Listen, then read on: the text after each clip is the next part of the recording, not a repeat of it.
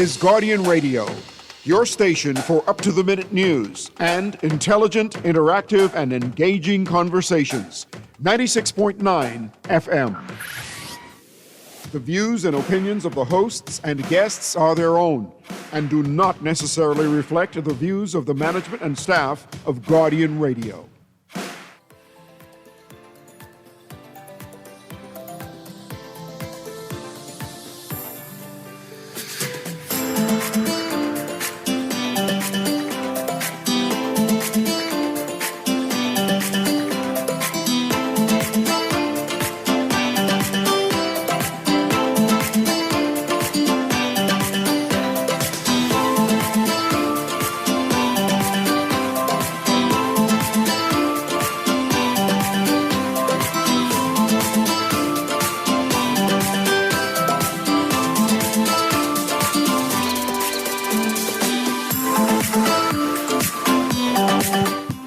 Good morning and welcome to Guardian Radio AM. Today is Tuesday, the 1st of July, Flag Day. So all of the government entities today, and of course private entities today, should be wearing their flag colors and doing some type of flag raising ceremony and actualizing that we are a great country and doing wonderful things here. So I want to extend Happy Flag Day to everyone out there. Today, July 1st, right? We are talking custom and ports development and their fees. Today, the fees for boaters traveling, cruises traveling, is supposed to be enacted today.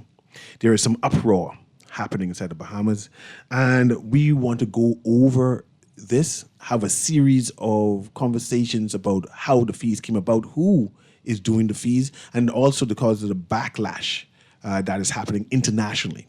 In fact, there has been a number of cancellations. And let me see if I can read that into the thing I'm saying.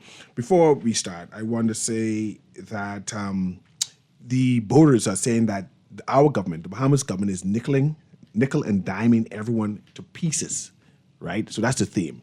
We want to know whether that is true, whether that's a good accurate accusation of our government and these new fees. One of the fees is that cruising fees is different from fishing fees. And there are entities out there saying, man, you can't be charging two different prices. There should be cruising fees, and that would encompass the fishing fees. Then there is a fee that talks about the size of the boat. There are some people who are concerned that small crafts are getting taxed and it shouldn't be targeting them. Whereas our government say, man, 55 feet is not a small boat. That's a big boat, and therefore they got to pay. There's also a new fee being implemented about pleasure crafts and where they dock. Usually, if you're sailing through the Bahamas, that's called cruising. Passing through, that's exactly what it means, just passing through. That's nothing included in terms of fishing and mooring.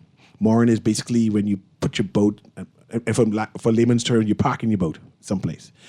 Usually when you have your boat, you park it in a marina, moor it in a marina. But there are pleasure crafts who come and say, man, they can't afford the marina fees, and they want to park the boat, again, that's my term, in our sea space. And our government saying, no, man, moving forward, if you passing through the Bahamas and you plan to moor your boat, you have to pay a fee for that too. So the conversation is going to be based on that, the implementation of these new fees and taxes about these international boats cruising through, the number of people who are going to be taxed who are on the boat. I have extended an invitation to a number of people from customs and the port to explain why these fees are coming about and explain the reasoning for the fees and how much it's going to be. I have Aaron who did some research for me in terms of what the fee is going to be, so we can go through that listing so the laymen, the Bahamians, can appreciate what it is. And then we haven't invited, I'm still working on that, Peter Murray to come because he's part of an association who operate marinas. And I have Aaron explain that later on too. And he has his opinions on it, right? So hopefully we can get him onto the show and he can go into detail on why this timing of the fees, because it's July 1st, right next to July 4th, the big boating theme park where everybody comes through the Bahamas to as they celebrate U.S. 4th of July celebration, Independence Day celebration. And they said, man, the timing is kind of off, right? Can we have this after July 4th when the peak season transpires, goes by? So we have that conversation. But I'm going to have Aaron read, because it's on the front page today. The day is July 1st. So I'm going to have Aaron read that front page, get us acclimatized to what the conversation is about. And then I will pick and choose one or two points from past newspapers to read into the record. And then, as I said, we're going to invite customs, invite the port, invite the various boating associations to come on and give their views. And then, in general, the Bahamas. Bahamians who lives off the sea, who benefits from the sea, who've been complaining for years that, man, they seeing these pleasure crafts come here and they're supposed to be just sailing through, but they fishing. They're not just fishing, they taking all kind of fish, and we need to police them, right? They are competing with us. Those people who are also in the industry who said, man, we having foreigners competing with us, and these laws the government want to implement may be beneficial to them. So, beneficial to us. So let's have that conversation. But without further ado, Aaron Green is joining me. Like I said, we're going to read the front page today of the business section of the Nassau Guardian. Yeah. So we can do that. Go ahead, Aaron. Thanks very much. Morning. There are two articles on the front page of the business section, Nassau Guardian, this morning. The first is Marina Association President, Marina bookings down 80%. And the second is U.S. Marine Trade Association warns of adverse effects from fee changes. Let's start with the former. Marina Association President, Marina bookings down 80%. Association of Bahamas Marinas President Peter Maury told Guardian Business yesterday that marina bookings are down 80% this year from their normal highs pre-Hurricane Dorian. Maury blames this drastic decline in bookings on the government's implementation of a new fee schedule for boats entering the country under the Customs Management Regulations 2025, number 2. Quote, us losing these boats to the rest of the Caribbean over the past couple of years since they put in this value-added tax. It's going to be hard to get them back because they're already down in the Caribbean and they've made reservations for next year, close quotes. The ABM has been vocal about the imposition of the new fees on boats not exceeding 50 feet in length to $1,500. Boats exceeding 50 feet in length but not exceeding 100 feet in length to $2,500, and those exceeding 100 feet to $8,000. That may, Mr. Newry, I don't know if you saw the notes. I'm going to look through that right now. We continue. It has also been vocal about the provision of a temporary cruising permit that will only be valid for 12 months for boats not exceeding 50 feet in length, costs $500. Boats exceeding 50 feet in length costs $1,000, and boats in excess of 100 feet cost $3,000. Quote, I don't know how many entries we are going to have this year. By this time of year, we would have over 100 boats already booked all around the country. But now, if we have 20, that's a lot, Maury said. The upcoming July 4th U.S. Independence holiday is a big boating event for U.S.-based yachts, officially opening the summer sailing season. The new charter fees come into effect today, July 1st. Maury also said, quote, we don't know what will happen today. We were on the phone with the Customs Department trying to understand how they will roll this out. There is no online pay, even if they were booked. From what it looks like now, they will have to go and pay over the counter at the Customs Department or at the Department of Inland Revenue, close quotes. The yacht industry is very important for out-island marinas because the tourism product depends on frequent boaters. Everything from seaside restaurants to persons who help to refuel yachts, in addition to people who provision these vessels, are all a part of the value chain for the yacht industry, Maury explained. He added, quote, here is the thing. If a boat comes into the country within 3 to 4 days and they're out of food, these guys don't come in with freezers full of everything. They have people on board and they have people flying in on jets to do charters. Or you have a private boat and you have your friends come with you to the Exuma Keys. That's what these people are coming for, those experiences. They want to go to the conch salad stand or they want to go bone fishing. It seems as if we are penalizing local Bahamian businesses, close quote. I just wanted to reference in the articles that we found, the Retail Grocers Association, right, has made a statement or collated data about the loss in revenue since the implementation of the new fees. I mean, before we go there, I just want to read the title. We don't have to go into it. Okay. That article is Marina. but I want you to read that too. I mean, the whole article. So I want you to pause for a minute. Okay. And then we go into, because I want you to, the grocer's concern to be read into record also. But I want to first say that the concerns are real. I appreciate the concerns. But the customs department exists for a reason. It exists for the benefit of Bahamians.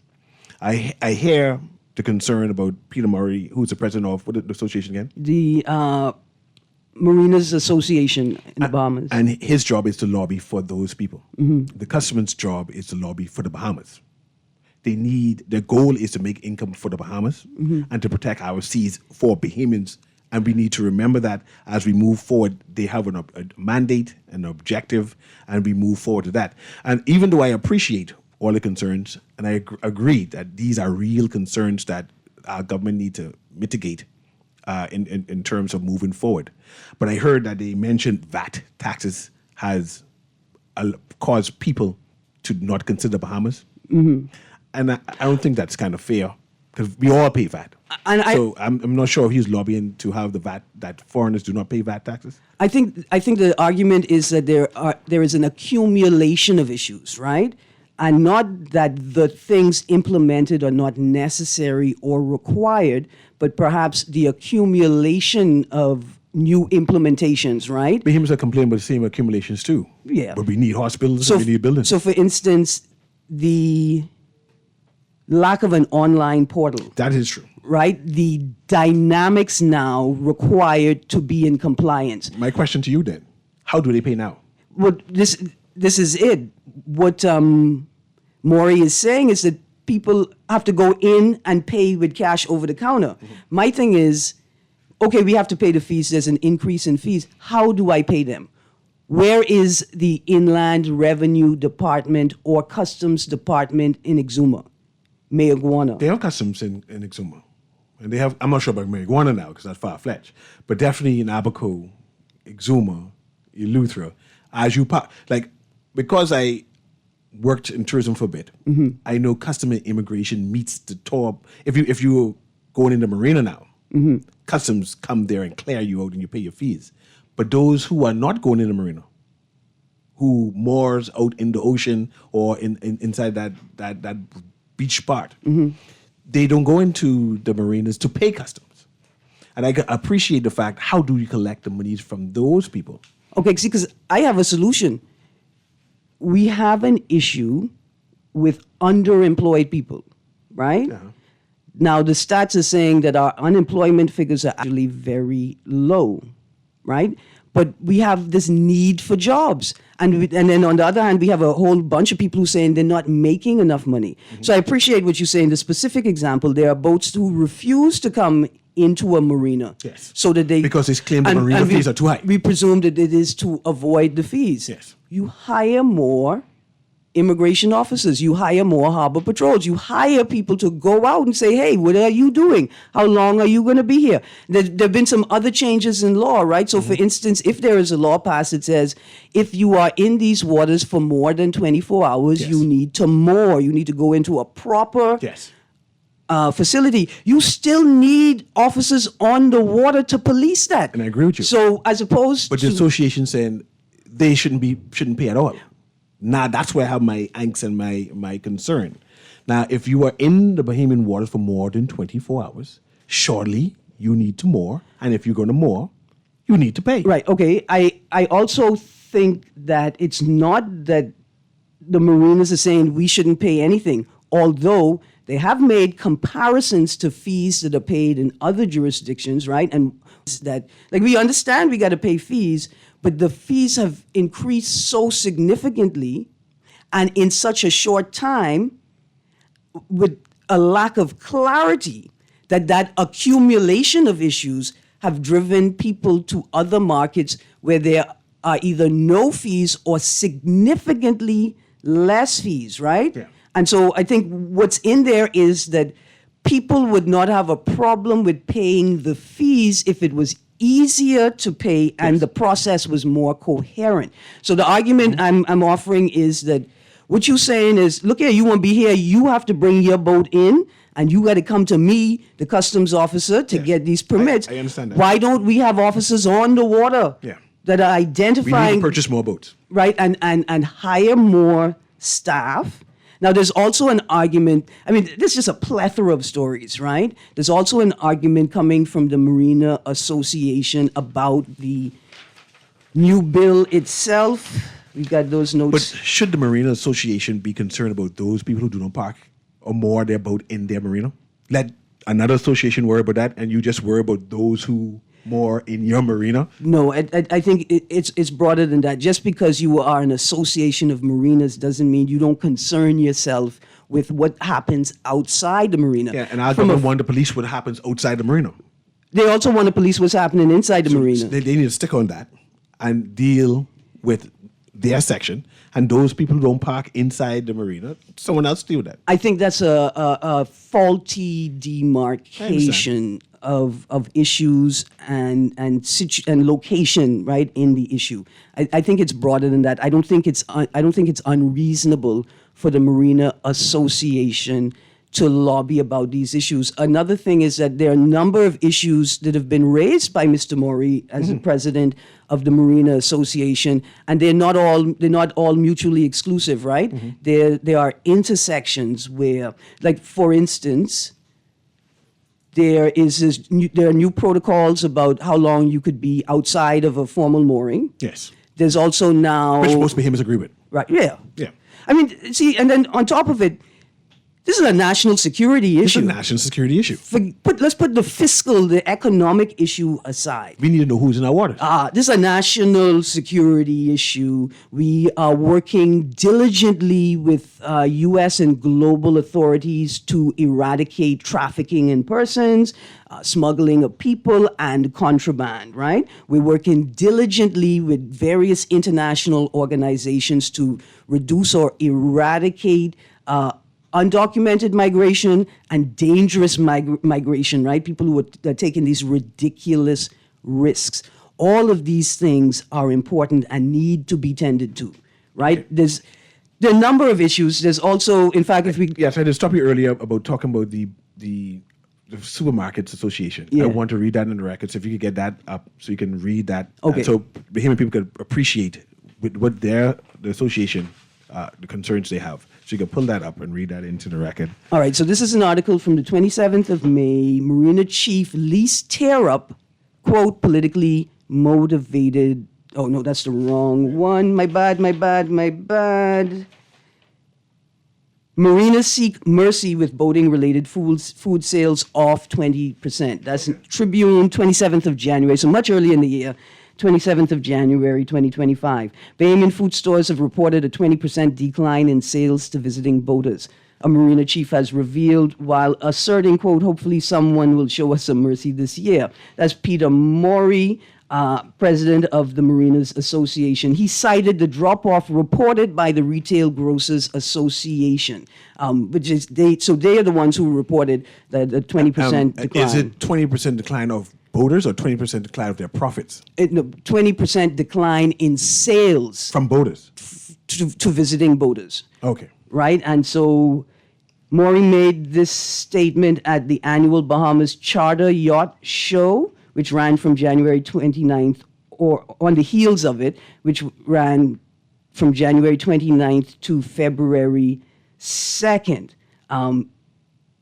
And that event was impacted by the fallout, with the number of vessels on display forecasted to be down by 37% year over year, while there could be an up to 80 strong decline in visiting brokers, a reversal of the consistent annual growth.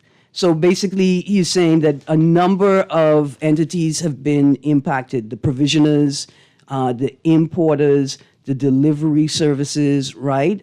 Taxi services, all of these. Was there an actual report from the Grocers Association? Not listed in the article, but I don't think, right? The reason I wanted to document it is that Retail Grocers Association, could you make that report public so other people could see it and So we can understand what you're talking about? So it's July 1. The government has implemented the new regulations and taxes. Yeah. I know there's some hiccups because the article mentioned that portals that it's not implemented as yet. But as it stands, the new fees, the new regulations are In effect. In effect. Yeah. So I know for a while, boaters, international boaters, have been lobbying to pause, delay, stop, to have the government reconsider these implementation of these new things. However, as it stands at this present time, it has been implemented. That's what I'm asking. Yeah, I mean, According to date. I saw the flyer yesterday. Effective July 1st, 2025, these amendments, right? And there's a list of amendments and fee increases, and I think, and detailed changes on that document. Now let's read what the detailed changes are, which is going to come into effect today, now, happening now. All right, so the flyer has the customs logo on it. It says effective July 1st, 2025, amendments for the year 2025, Management Act, Management Regulations, and Passenger Tax. They start with temporary cruising permits, application submission and processing. You have to read it slower for people like me who have issues with reading. Though. That's my bad. Okay. Application submission and processing, pleasure vessel, Regulation 91, submission and processing under Regulation 91. Pleasure vessel must report to customs for clearance upon entry. 2, upon arrival, the vessel shall be issued a pleasure craft request as a PCR number for each voyage. 3, the fee for a pleasure craft 12 months cruising permits are as follows, the fees. Under 50 feet, $500. Over 50 feet, but under 100 feet, $1,000. Over 100 feet, $3,000. Is that pricey? People are complaining about the price. Mind you, I don't have a spare $1,000 to pay. That's just say cruising through. But is boating a inexpensive recreation, or this is for people with money? I want to know if $1,000 is pricey. I mean, to some boaters, $1,000 is pricey. To other boaters, it's not. I think another question is, well, what's the rationale? What is the, I don't want to say caliber, but what's the wealth group? What type of tourist is the Bahamas government attempting to attract? Maybe the fee increase is inconsequential to the type of boater that the Bahamas government is trying to attract. I need to find out how big is a yacht and how expensive is a yacht, right? And what type of person owns a yacht, and if that type of person who owns a yacht can afford $1,000 to $8,000, or Right, that's see, just but too pricey for them. see, this is what I'm saying, which makes me feel like the issue isn't necessarily that fees have increased or the extent to which it's increased. It's the auxiliary issues, how difficult it is People complain about the price. to pay They say them. pricey. It says too much. I want you to read this thing, this AI. I didn't know what a pleasure craft was, so I had to do a quick Google. Let's read what a pleasure craft is. AI overview says a pleasure vessel is a boat or ship used for recreation or leisure purposes, typically owned by individuals or a company for the enjoyment of its owners, employees, or their families and friends. It is not used for commercial purposes, such as carrying passengers for hire or transporting cargo. So I know what a pleasure craft is. It's for pleasure, Recreational. not for hire, Yeah, not for business. and not for fishing. Yeah. And now we having pleasure craft. I may have a complaint that we have pleasure crafts who fishing, but I mean, may reach there yet. Finish reading. I don't want to know what a pleasure craft is and what they can do. It's for leisure. They sailing through the Bahamas. And according to our law, you can sail through the Bahamas for 24 hours, but you can't stop. If you stop or you've been in the Bahamas for more than 24 hours, you need to stop and pay a fee. And that's the mooring fee. You stay out in a marina or you moor someplace, but if you're here for 24 hours, it's something different. But you can sail through. But go ahead, finish reading. 4. The fee for a temporary cruising permit allows a vessel to enter the Bahamas twice within a 30-day period. The fees above cover the cost of cruising permit under Regulation 90A, payable custom fees, attendance and travel expenses per Regulation 7, overtime and travel expenses with regard to the attendance of an immigration officer. Okay. No, okay, pause. All that included. No, but yeah, but because I wasn't quite sure what that third one meant, Okay, right? yeah. I wait for this conversation. Overtime and travel expenses with regard to the attendance of an immigration officer. So what you're saying is in that fee, I am paying for the overtime of the immigration officer? Yeah. Why you can't send me why you can't send me an immigration officer that's on the clock? Because they're not 24 hours. The airport shuts down at 9 o'clock. Immigration shuts down at 9 o'clock. Yeah, but the ocean And never. the- Hold on. I See, agree. here's the thing. Not only does the ocean never shut down. Let me see if we get to call it. They call it a few Listening. Go seconds. ahead. Remember they have union too. Listen. Well, why you say that like that to me? Because the union can complain after 9 o'clock is overtime. Listen. I know what you would say. This is a national security issue. Yeah. Send the police. You know when the police say, "Oh, I off duty," they never off duty. But we talk about immigration No, and customs. We're talking about uniformed forces and national security. Yeah, but- no. If this is a service that I am required to engage in, That's why we pay don't tell overtime. me the part of my fee is for paying for overtime. Schedule the officers to do the work regular time. No, there's no such as regular time. It's overtime with No, see, customs. I agree with you. wouldn't cheat the law. There's no such thing as regular time because you always on duty. And you try to change the law on No, these customs officer. Like I say, the two separate issues. I'm getting the sense that it's less about how much we have to pay and the lack of coherence in the evolution or the reform of the space. That's one issue.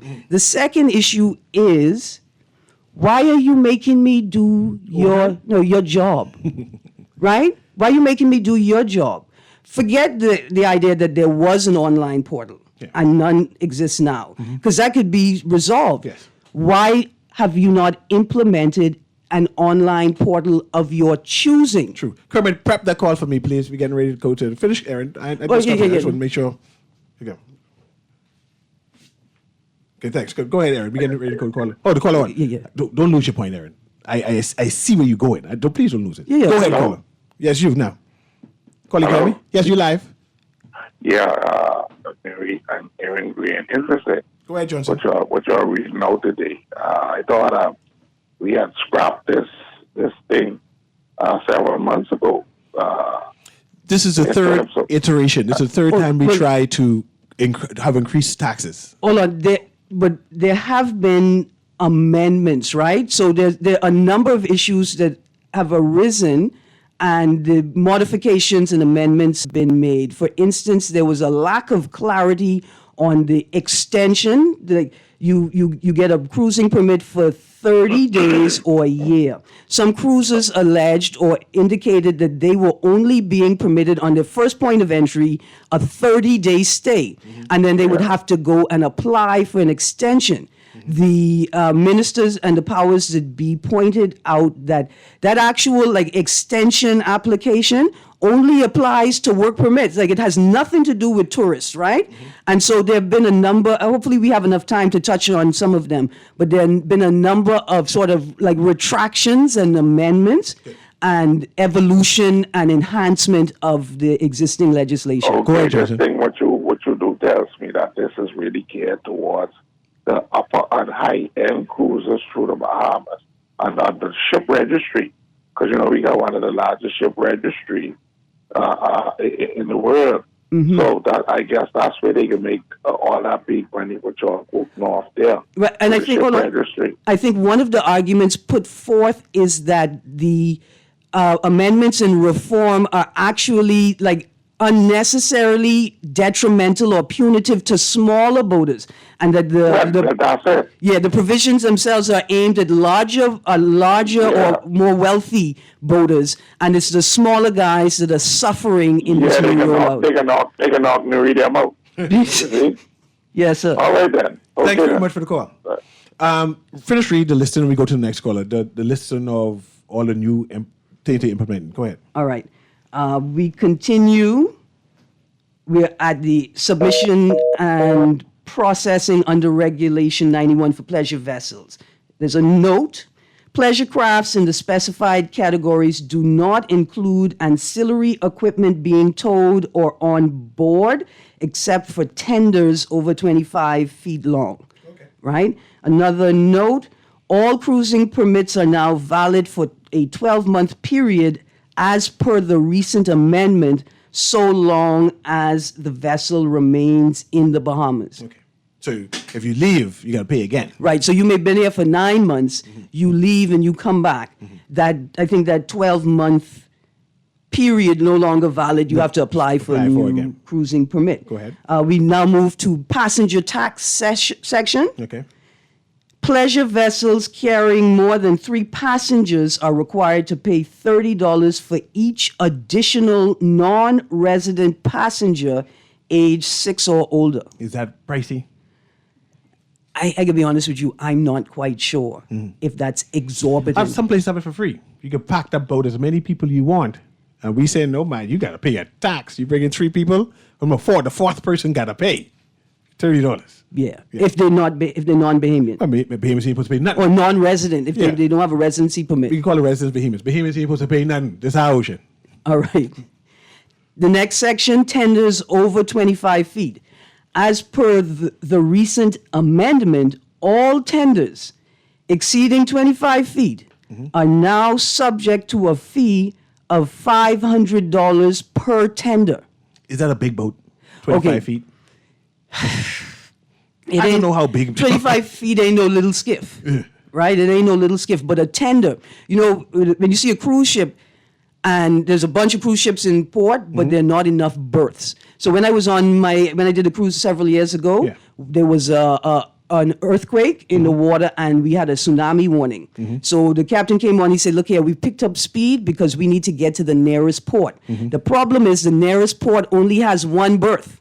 So only the first boat that gets in will be able to tie up to the dock. And all the other boats will have to use tenders to transport passengers from the cruise ship to the dock, to dockside. So a tender is that small boat that the cruise ship drops off the side to bring passengers. I had to go on that when I went to Mexico. Right. If you ever watch the show Below Deck, that's on Bahamian television, well, on our media packages right now, often you will see they use a tender to bring the passengers from the dockside. Okay, pause right there. Let's go to the caller, but don't lose our spot. Finish read that. Go ahead, caller. Guided Radio AM.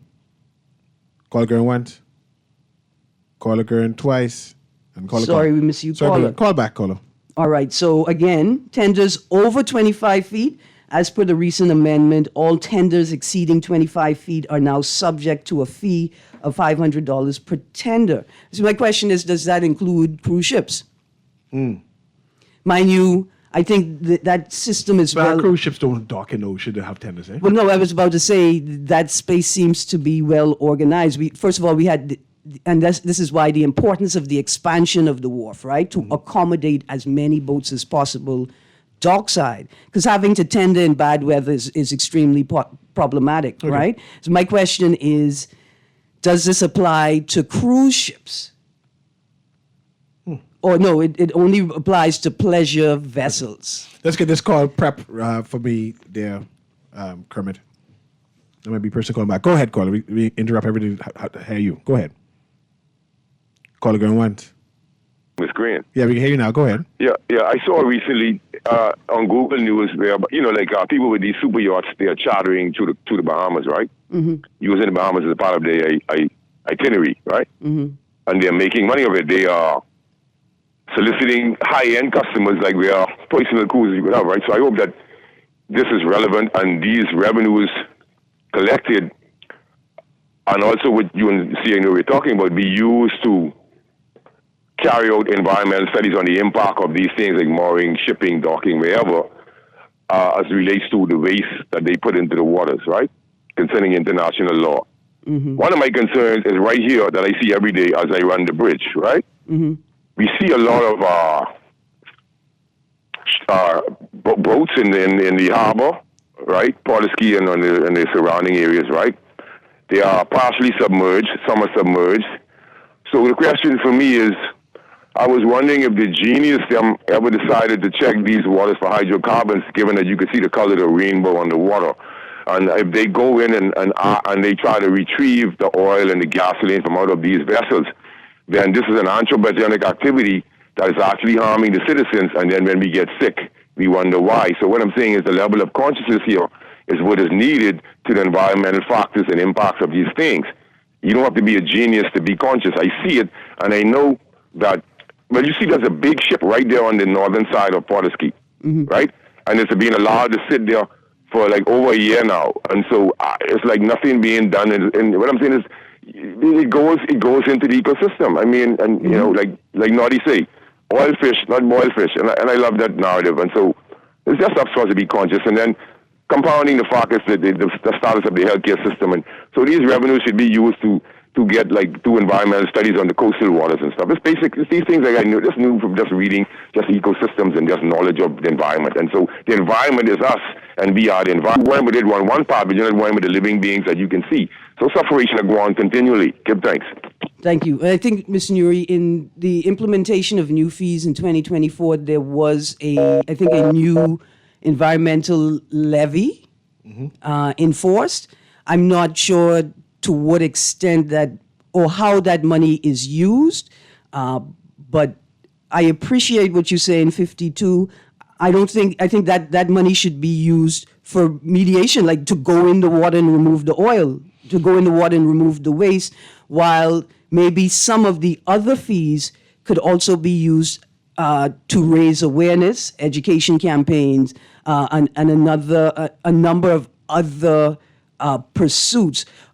Caller, we come into the next caller in a second. And then before we go to caller, all right. just put it in. I know, and I just wanted to say that, I think there's a law that if you remove the thing from the water, you're responsible for any damage caused while you're removing it. And I think that's become a barrier or a part of the issue with people leaving things in the water too long. Let's go to the caller. No. I want you to read two more of those things, and we go to the caller. All right. Fishing permit fees. The fees for a foreign pleasure vessel fishing permit are as follows. Under 50 feet, $100. Over 50 feet, $300. Note, fishing permits are only valid for 30 days. Even if you possess a 12-month cruising permit, it is necessary to renew them every 30 days.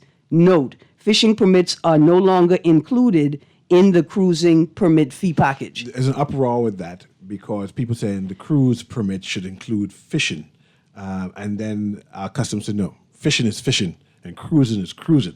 You can pay two separate fees for that. Because if you're going to be here long enough that you need to fish to eat, you could go and support a business, a local business. You know what you can do in 30 days if you're cruising through the Bahamas, or even say 24 hours cruising through the Bahamas, and you just come here for fishing? Yeah. With 4 people, 5 people on board? Yeah, but you're also going to look like it's a commercial exploit. Let's go to the caller now, and then we continue reading. So, caller, this is time to call now. We should wrap it up soon. Go ahead, caller. Let me go into the text line. Go ahead, you're live. Yes, good afternoon. Hello. Morning, how y'all doing? You're live. Good, thank you. Okay. Just wanted to make a few comments on what the information. Did you finish reading the entire article? No, we interrupted because we wanted you to contribute. I haven't read any article in its entirety, but I have finished reading the notice with the fee changes or increases that was posted, or at least I saw yesterday from the Customs Department. Okay, the reason why I'm asking is it doesn't appear, to my mind, right? When we look at, for instance, the revenue that the Bahamas is perhaps losing, right? Because we have been very slow to update our revenue collection, and even worse, on our revenue generation efforts, right? And you have an administration that's trying to place some level of focus on it. Case in point, what happened in, or what has been happening on Grand Bahama Authority, where the Bahamas government, for at least 6 years, has been expensing human resources and other government-related resources in order to accommodate a private sector company operating in the Bahamas, right? And we finally had a government that saw the need to put an end to that and to close the loophole on the revenue loss, which is to the tune of hundreds of millions of dollars. Perhaps it's even more revenue that is being lost with this yachting industry, which is prominent in our country. And the crazy thing about it, the most irresponsible thing about it, if you're talking about a yachting industry, a sailing industry, you are talking about some of the most wealthy people anywhere on the planet. These people aren't scrapping for $1 or $2. They aren't scrapping to put steak or to put caviar on the table. They certainly ain't scrapping to put corned beef on the table. And so the Bahamas government should not be putting any cost to accommodate this industry. It certainly should not be taking on any losses as we can least afford it. And in addition to that, we need to update our laws. We need to update the laws relating to Parliament for the good running order of our country, for the lawful order of our country. We need to update the laws relating to how ministries conduct themselves, the revenue generation and the expenditure aspects. And so this is a good thing. It's a good thing. I have no idea about all of the specifics. But okay, pause. Pause right there. Uh-huh. That's very bold to say. You don't have any idea about the specifics, but you think it's a good thing. The government is looking at the revenue. Yeah, I don't. Yeah. Listen, hold on. I don't think that the issue is that reform and enhancement is taking place. I think the issue is with how it is taking place, how the stakeholders in the space are being engaged, and how the process is being rolled out. One of the points I wanted to make earlier as we were sort of moving back and forth through statements is that it appears to me on the surface that requiring boats to come into harbor and tie up for the purpose of registering their entry into the country, right, is unnecessarily problematic, and it's an attempt to shift the work, the actual work onto the boater, because wouldn't it benefit us if we had more officers on the water anyway engaging these boats? Like, what's the difference between Customs and Immigration and Defense Force officers engaging boaters on the water versus them coming into port, tying up, and having to go into an office? So I don't know how it's done in other jurisdictions, Aaron. However, if that is the way it is done in other jurisdictions, that's something that perhaps the Bahamas government needs to do. And I would agree that all of the stakeholders ought to be at the table, and whatever the solutions are, it ought to be to the benefit of all stakeholders involved. However, it should certainly stop being to the disadvantage of Bahamians and taxpayers in our country. I hear you. That is not acceptable. I mean, that's a sound point. We're going to take a quick point. commercial break. I appreciate what you said just now, and I believe all stakeholders need to be called to the talking board. But it's July 1st. These things being implemented. It is what it is.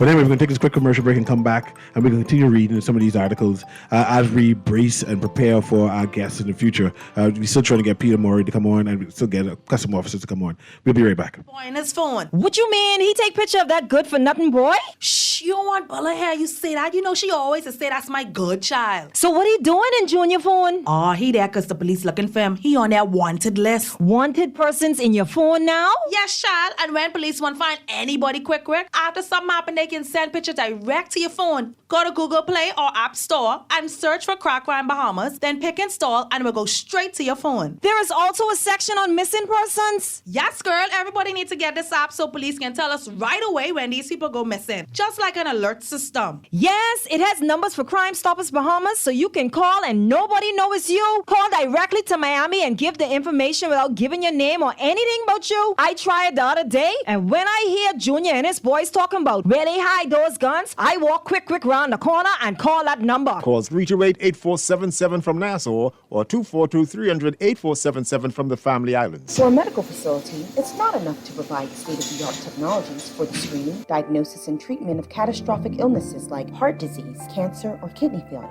nor to have certified specialists for advanced medical procedures, a hybrid surgical and interventional suite, nor support services like imaging, lab, and pharmacy under one roof. The Medical Pavilion Bahamas makes them all affordable via its partnered care model. The Medical Pavilion Bahamas, 72 Collins Avenue. Telephone 356-6666. Family life is full of joy and challenges. With a Fidelity personal loan, you can handle life surprises while focusing on what matters most.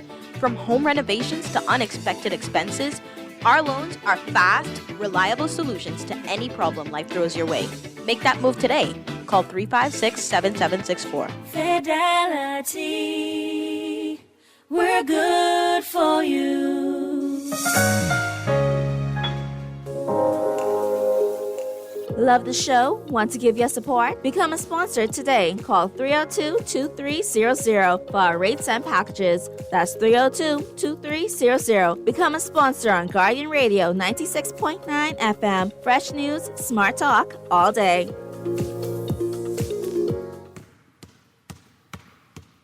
Sign up now for the Michael Scooter Reed Peace on the Streets Basketball Classic. This is our 30th year, and we are doing it big. Sign up for 13 and under Tropical Gyro, 16 and under the Myers Group, Sun Oil, 20 and under in the Church Group, We Buy, You Sell, the Design Group in the Open Division, and for the first time, the Jamaica Bahamas Corporate Division. Competition begins July 14th to the 20th at the Hope Center. And then Kendall Isaacs. That's the Michael Scooter Reed Peace on the Streets Basketball Classic, where we shoot hoops instead of guns.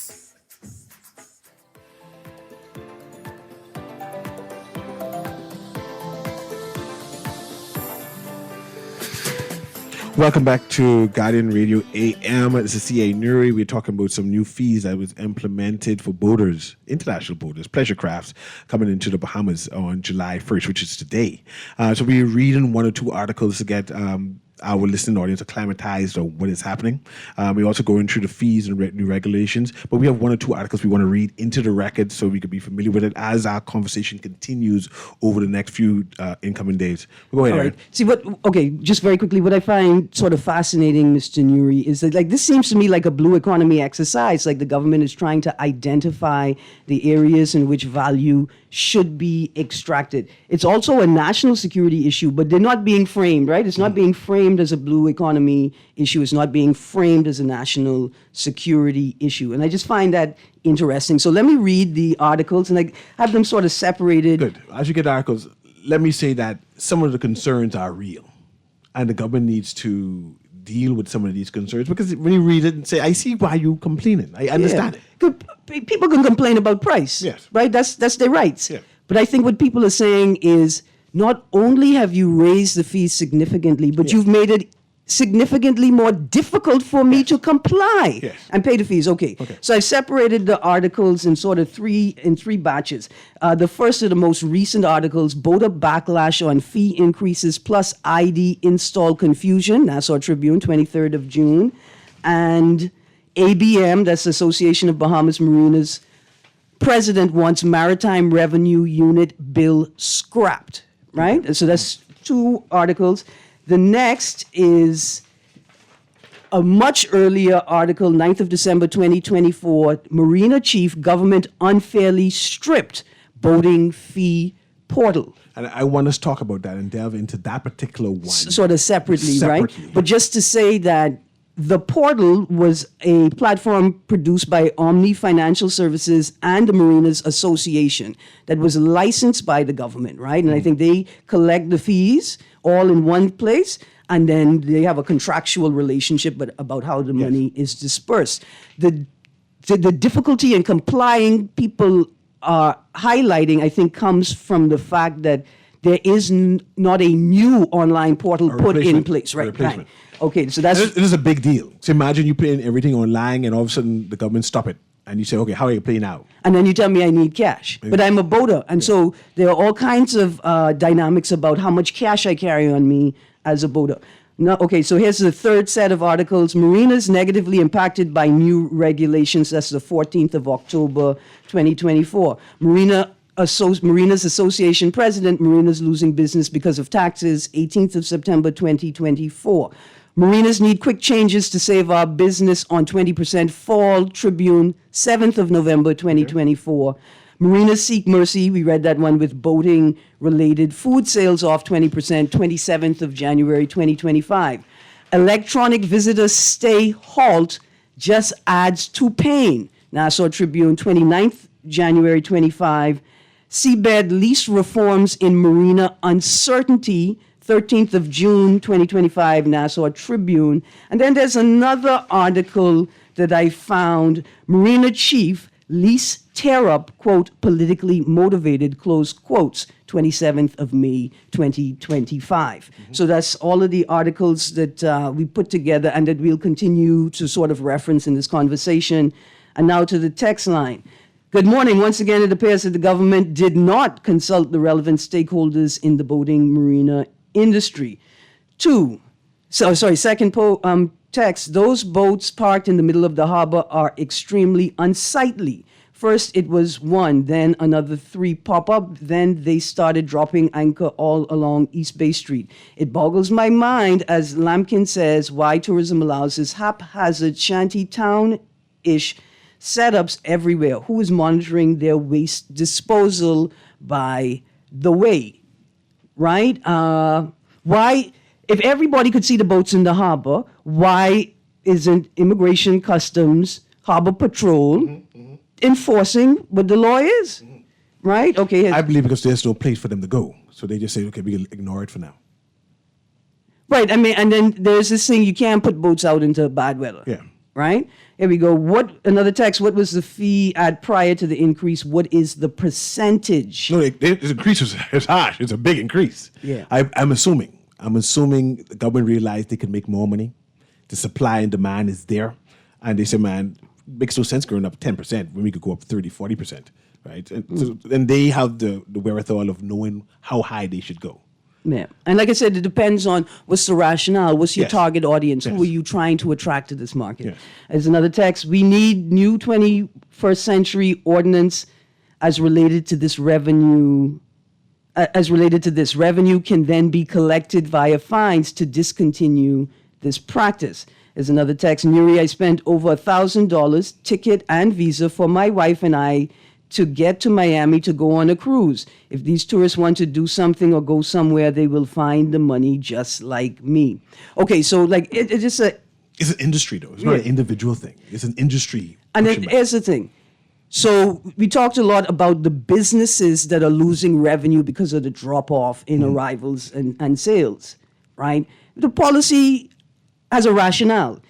If the rationale is to attract a higher wealth category, right, of boater, that's fine. But what happens to the businesses who cater to a lower wealth category, right? They were surviving on that subsector.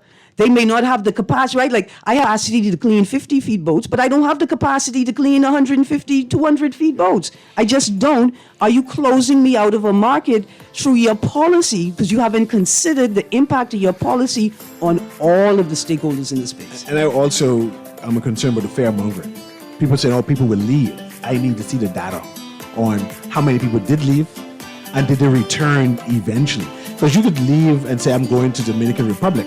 But note, you still have to traverse through Bahamian waters to get to Dominican, and you got to pay that fee to go through our waters. So let me they say the fact is the U.S. Virgin and British Virgin Islands have increased 40%, Turks and Caicos has increased 83%, and we've gone down, Central Bahamas down 30%, Southern Bahamas down 60%. So we need to compare and do a contrast that to the numbers. Anyway, we'll continue this conversation. If not tomorrow, we'll do it next week. We're still negotiating. We'll have some people come on and go in detail about it. Thank you very much for Aaron Green for your contribution. I truly appreciate you, by the way. There's more reading to come in the future. Pay me with mangoes. With mangoes in. Or Ganap. It's Ganap season now. Woo! Yes. Happy Flag Day, everybody. Wear Bahamian colors as we march towards our 52nd Independence Day celebration. This has been Guardian Radio AM with C.A. Newry. Have a wonderful day.